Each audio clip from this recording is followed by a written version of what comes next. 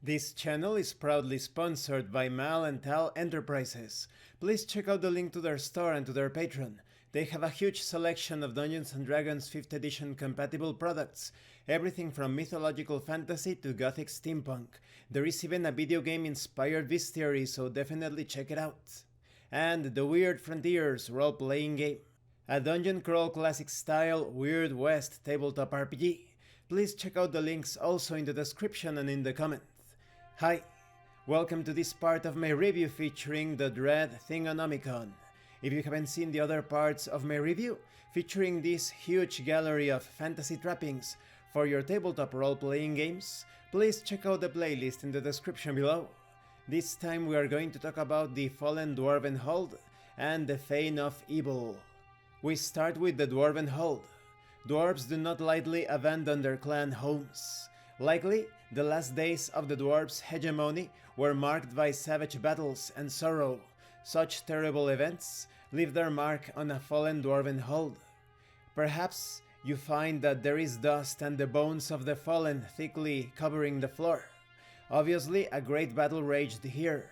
All the remains show signs of violent death. Nothing of value remains.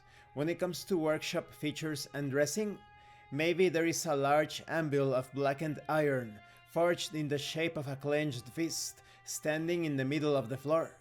When it comes to dwarven statues, perhaps you encounter a plate-clad dwarven warrior of stern visage, standing with a warhammer grounded between his feet.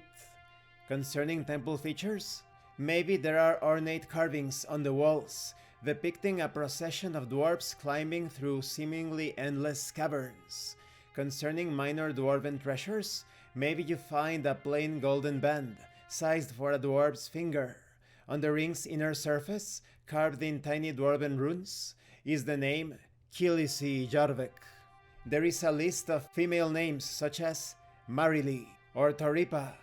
There are male names such as Arak and Yarel. Family names such as Erdukur and Kilak. Maybe there are signs of previous exploration. Perhaps a shredded backpack rests on the floor. Dried blood coats the pack's back. Concerning triggered traps, maybe you encounter a cracked stone door surrounded by a dried bloodstain, which lies flat on the floor in front of a false doorway. Nothing but a small niche, empty but for the trap's mechanism lies beyond. Then we have the Fane of Evil. The foul acts of veneration perpetrated in a Fane of Evil irredeemably leave their mark upon the fabric of the place. Perhaps there are small iron candle sconces jutting from the walls, wrought to look like grinning skulls. Each sconce has a hinged lid. The skull's forehead opens to enable the changing of the candles within. Under minor shrine dressing, we have things such as a strange otherworldly smell of some kind of alien, unknown incense hangs in the air. Concerning general shrine decorations, maybe there are crude drawings done in charcoal of tentacles and other disquieting, sinister shapes covering every flat surface.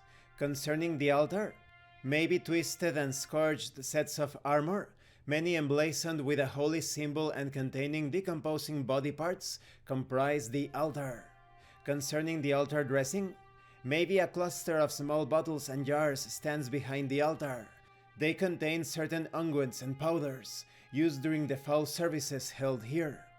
You could also encounter clergy and prisoners such as Elina Itkonen. This darkly beautiful woman works plain but tight-fitting robes designed to show off her impressive curves.